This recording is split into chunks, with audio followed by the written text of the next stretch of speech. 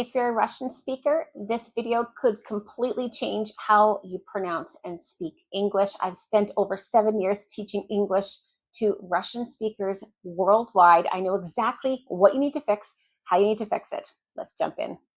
Okay, this first one is the one you need to fix above all else. This is the TH. The TH in English is never pronounced like a Z, a D, or a never. It's always pronounced, and there's two types. There's voiced and unvoiced. That doesn't matter. What matters right now is that what you need to do is every single time you see a TH in English, you need to put your tongue between your two front teeth. Those are my two front teeth. My tongue has to go there. So I'm saying think, think. Notice my tongue is there. And if you actually watch a series or watch the news, zoom in on a native English speaker's mouth. You see a little bit of their tongue go between their teeth. It's impossible to pronounce the TH correctly unless you're pushing your tongue between your two front teeth. So think should never be dink or zinc or tink. Those are not, well, okay, zinc is a word, but it's a different word. It's not what you're trying to say. So you have to say think. That TH has to be there. 3, the number 3. If you don't pronounce TH, you're saying tree. Well, tree is in a park, tree is in a forest. Very, very different. Thank you, not tank you, not dank you. Tank is a different word. Dank is a different word. You don't want to be saying either of those words to people. So it's thank you. So this is a really easy rule to remember, to learn. It's really difficult and it takes time to put into place because you have to rewire all that muscle memory that you've developed over the years learning and speaking English. Let's look at some words here and repeat after me.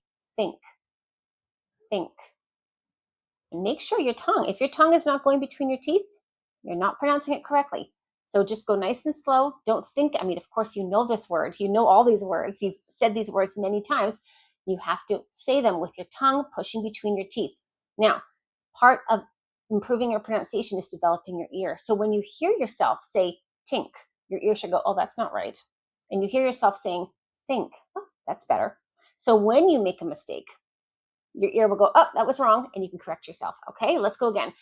Think, think. 3, thank, thank. Through, theory, this, that, these, those, there. Okay, hopefully you were able to just push your tongue there. Now, this takes time. You have to just practice and practice and practice and practice until your tongue develops that muscle memory and rewires the bad muscle memory you had for pronouncing those words. There's a sentence down there you can practice with as well. I'll read it for you, but I recommend as you go through this video, come back to this one and really work with yourself, work slowly. Make sure you're just like going to the gym, but it's your tongue pushing between your teeth. I'm going to read this sentence for you. Thank you for the thoughtful feedback. This project is moving in the right direction. Those are the results from the last month. Okay, month. So it can be tricky when the TH is at the end. Hopefully this helps you a lot. Another way to really dive deep into the TH pronunciation is go into AI or Google, whatever you want. Get the system to run you a story or a speech with THs in different locations, not just in the beginning. In the middle, mother, not mudder, mother. Teeth, right? The TH is at the end, the TH is in the middle, the TH is in the beginning. So get AI to run you a big script with the THs in different places. Practice it, practice it, practice it. Once you practice it, you'll get used to hearing your own voice pronouncing the TH correctly. Then when you're out there in the world speaking English and you say, what is Z plan? Well, not Z plan, Z is a letter. It's not a word.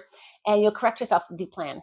And you'll correct yourself right away. Okay, the next one here is separating the V sound from the W sound. From what I've heard and understood of Russian, I do not speak Russian, but from what my students have told me, the W does not exist in the Russian language, or definitely not the way we pronounce it in English.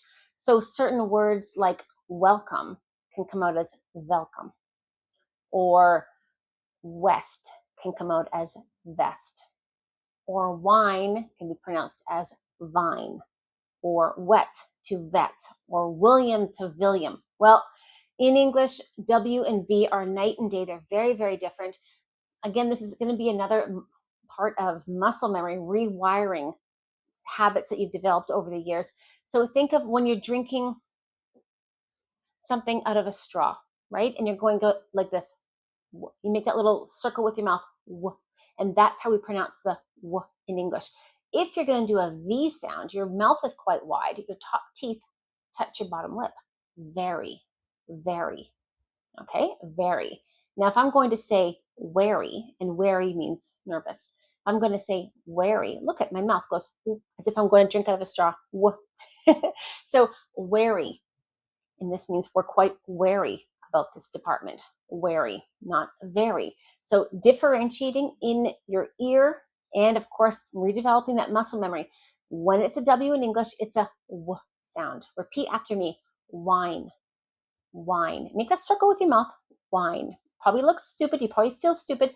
Again, it's like going to the gym, working your muscles. You need to work those muscles so it becomes natural and muscle memory takes over for you. So wine. If I say vine, that's a different word. Wine, west, welcome. Okay, this one is quite interesting. This is, from what I understand, again, from my Russian students, word stress in Russian is often opposite to what it can be in English. So this is something, these are words you already know, you already use them, like most of the words in this video, but you're saying a different word if you're stressing the wrong syllable. Let me give you some examples here. So record, record, record, record.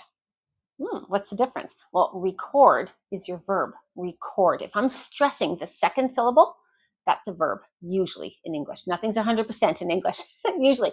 So record, record, that's a verb. Record, record. We need to keep a record.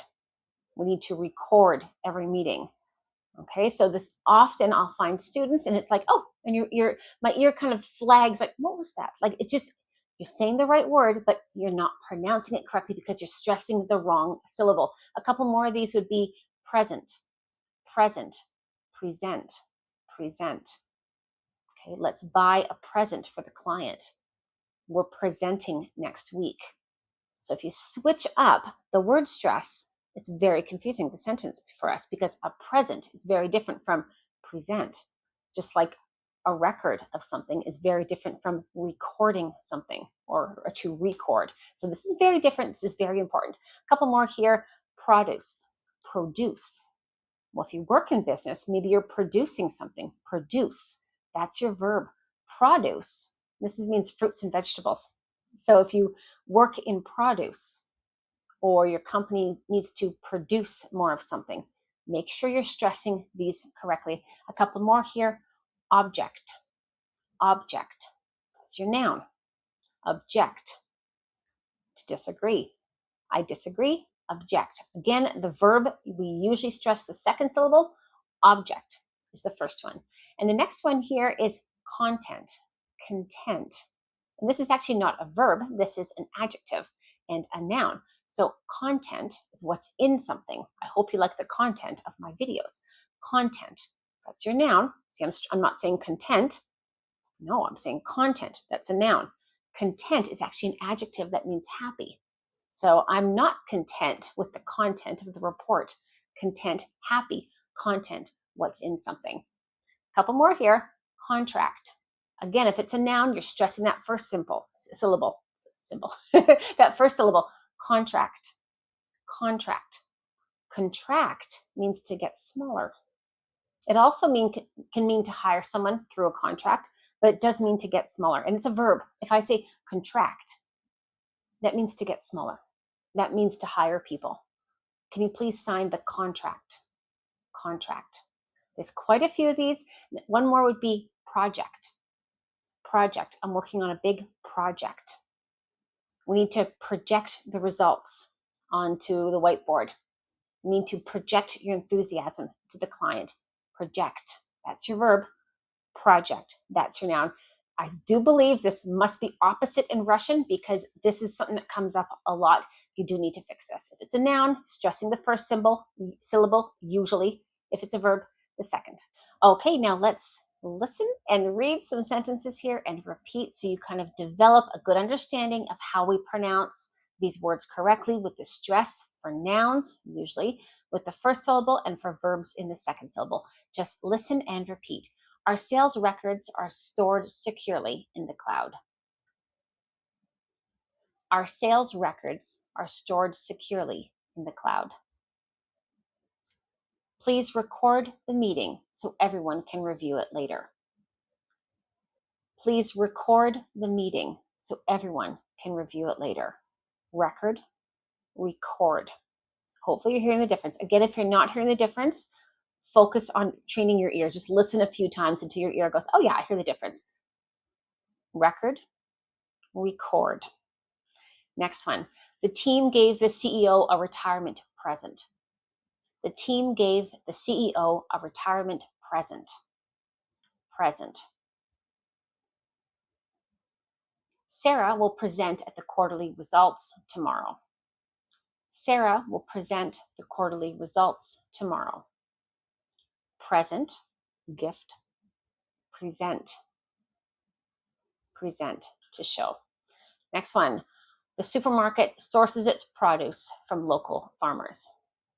The supermarket sources its produce from local farmers.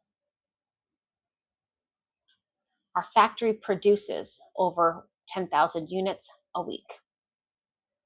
Our factory produces over 10,000 units per week. Produce, noun, fruits and vegetables. Produce, verb. Next one. The red object on the table is the new product prototype.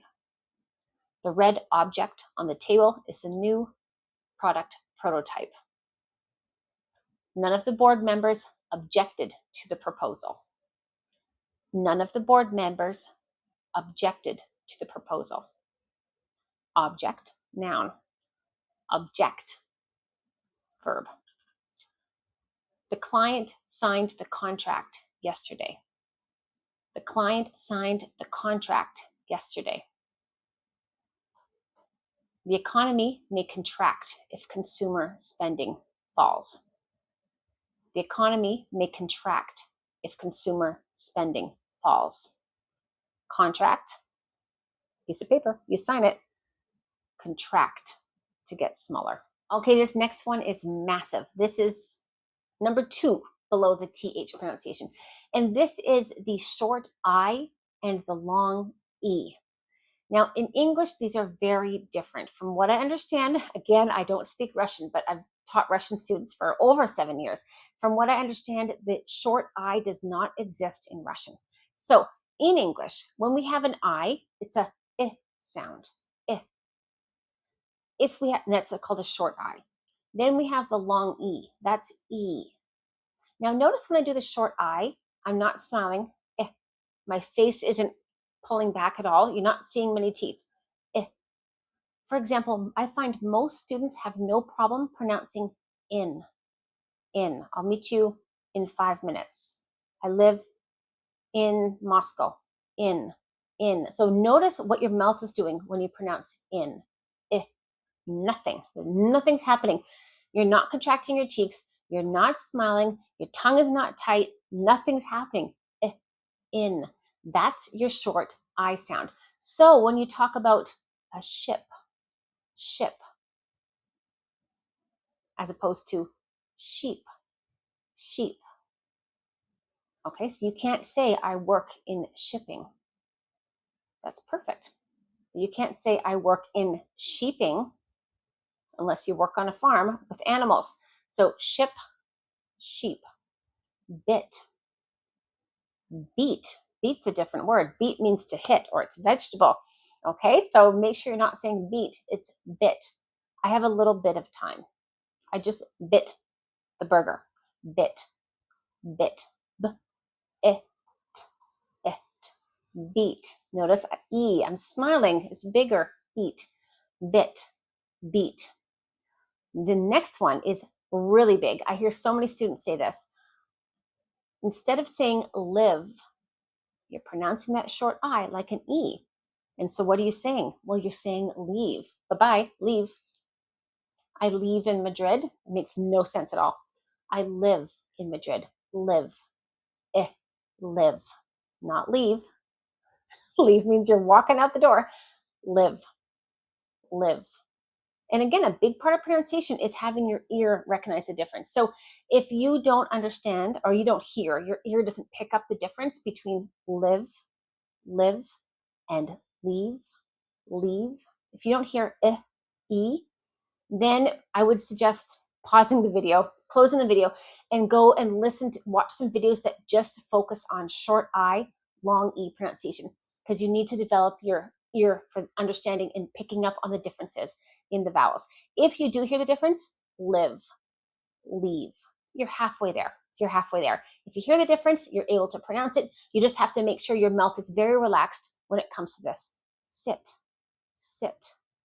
Seat is a chair. So it's different. Sit, sit. Notice I'm not smiling. Think of a sick puppy dog. Sit, no smiling allowed. short E. Sit, seat, seat. Fit, fit, feet, fit, feet. Now, why is this important in business English? You want to tell a client you're going to fit him into your schedule? Can you fit me into your schedule next week? What? Why are you talking about feet in business English? So this is important. You're actually saying a different word. Again, pronunciation is not just pronunciation. If you're saying a wrong word or a different word, it completely confuses the listener. It makes it more difficult to understand what you're saying because someone has to kind of piece together, oh, they're trying to say this. Oh, did you see the beautiful sheep on the water? Sheep on the water. Why is there a sheep on the, oh, ship. Ship on the water. So again, repeat after me, ship. And even if you want, put your fingers on your cheeks. And if I say sheep, sheep, my fingers bounce out because I'm smiling, I'm contracting my cheeks. Sheep, sheep. But if I say ship, ship, my fingers don't move. Okay, so if your fingers are moving, you're not pronouncing it correctly. Put your fingers on your cheeks and repeat after me.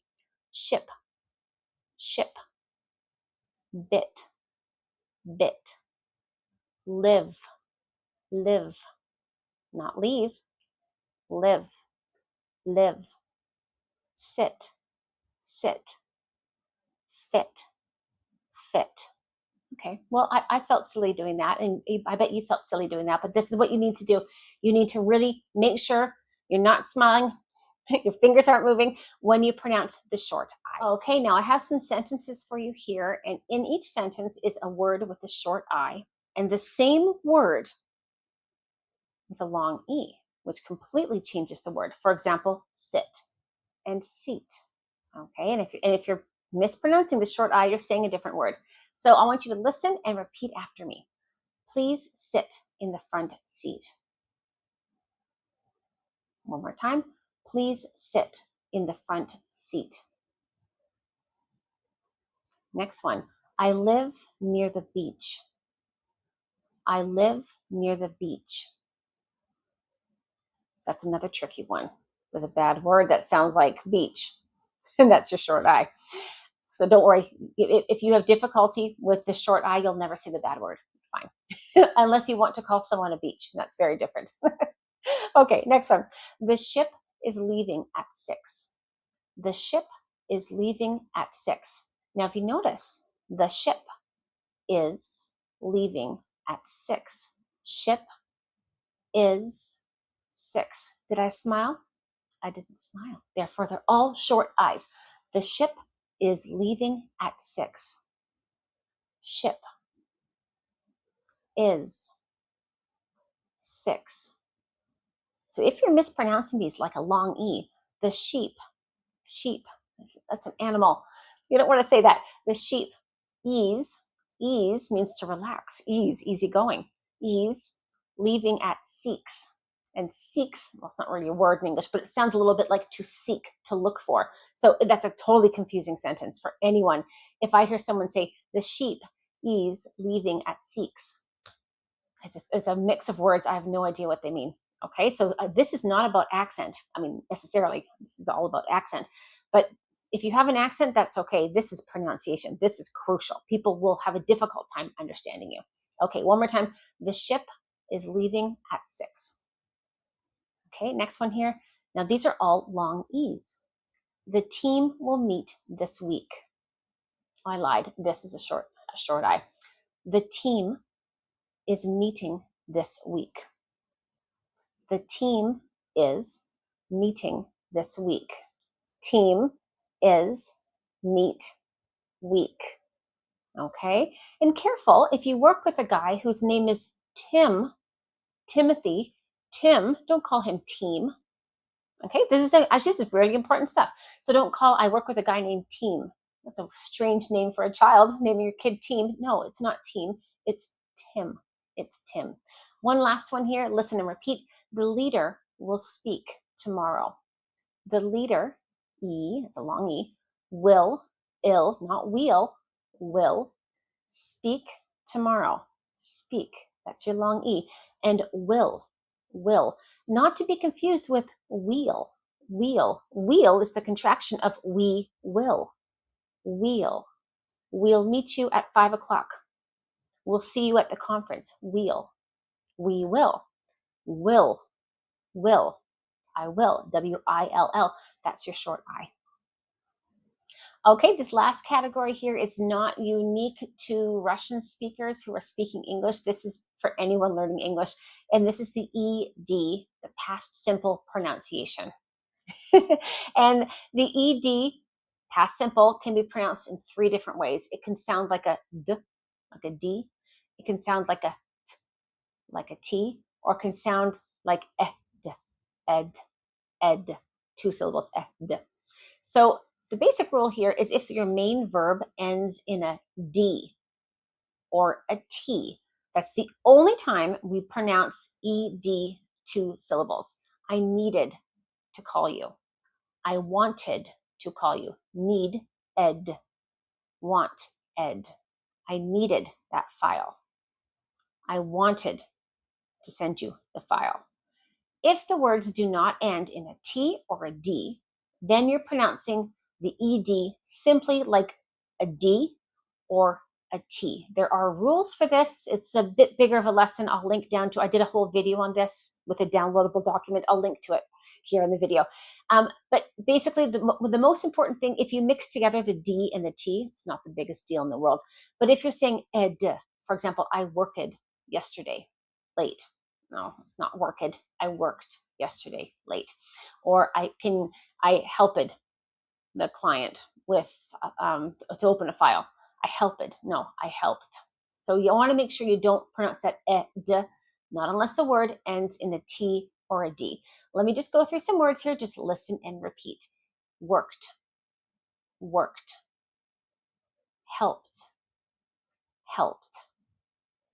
asked, finished, stopped. Those are kind of T endings, but notice that E is silent for all of them. This is the most important thing to fix first. Again, don't worry about the T and the D sound. We'll get there in another video. But the most important thing is you're not saying stopped, worked, asked, finished. No, it's just going to be a T or a D sound. Next category here is where it sounds like a D. Played, opened, lived, called, cleaned, planned. Okay, that's not played, opened, called, livid. No, 1 syllable. Played, opened, lived, called, cleaned, planned. Okay, so we had the ED, when it sounds like a T and a D. And this is the one category where it actually sounds like a ed. And again, this is when the word ends in a T or a D. Listen and repeat. Wanted, needed, decided, started,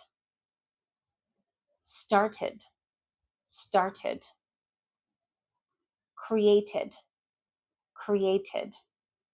It's really important to have the ed, otherwise people will think your grammar is a lot lower. And why didn't they conjugate that verb?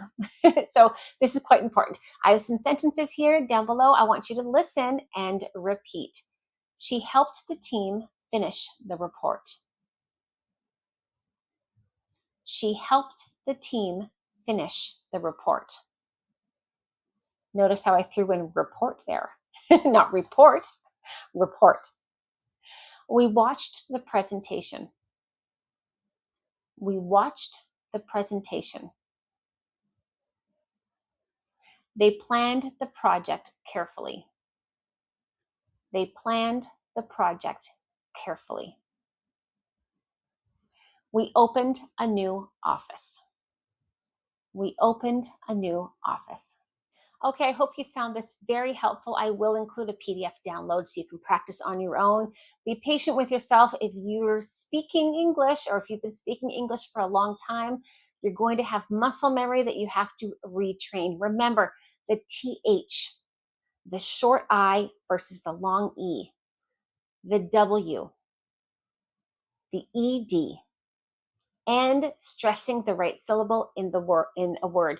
These are the biggest issues. Once you can fix these, you're going to be speaking a lot better than most of your countrymen. Thank you so much for joining me.